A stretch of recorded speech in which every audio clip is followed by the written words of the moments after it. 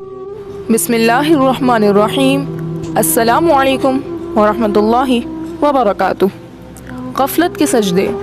हज़रत शेख अबू अली रहमतुल्लाह अलैह फरमाते हैं कि एक वली अल्लाह सख्त बीमार हो गए। मैं उनकी इयादत को गया। बहुत सारे लोग जमा थे और वो बुज़ुर्ग मुसलसल रो रहे थे। मैंने अर्ज़ किया, हुजूर क्या दुनिया छूट जाने पर रो रहे हैं? फरमाया, नहीं, नमाज क़ज़ा हो जाने पर रोता हूँ। मैंने अर्ज़ किया, हज़रत आपकी नमाज़ें कैसे क़ज़ा हो गई? फरमाया, मैंने हर सजदा गफलत में किया, गफलत में ही सजदे से सर उठाया और अब गफलत ही में मर रहा हूँ। फिर उन्होंने दिल पर दर्द से आह सर्द भरते हुए अरबी के चंद अशार पढ़े, जिनका खुलासा ये है, मैंने अपने हशर क़यामत के दिन और क़ब्र की ज़िंदगी के बारे में सोचा कि इज़्ज़त व वक़ार के बावजूद मौत के बाद मेरा जिस्म मिट्टी में मिलकर मिट्टी हो जाएगा और मिट्टी ही का तकिया होगा।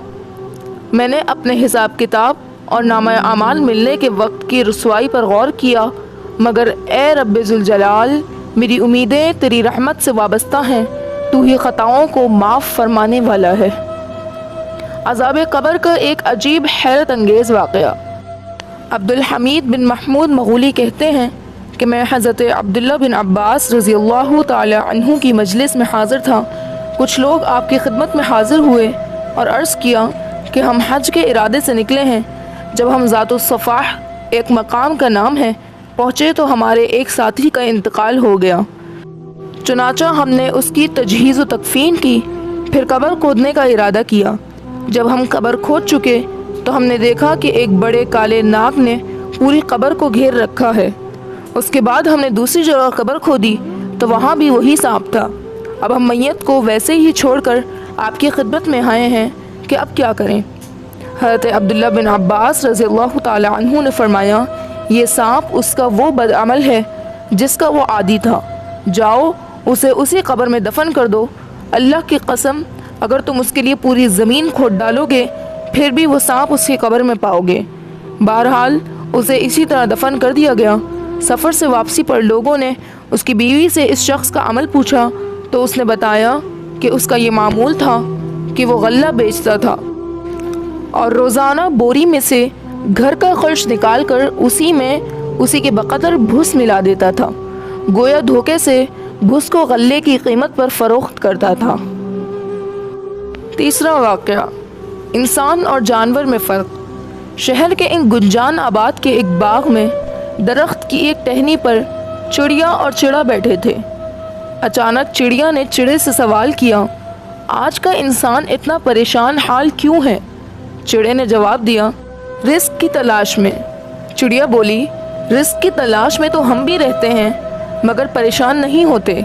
चिड़ा बोला, दरअसल हम अल्लाह ताला पर भरोसा रखते हैं कि उसने हमें पैदा किया है, इसलिए वही हमें रिस्क भी देगा।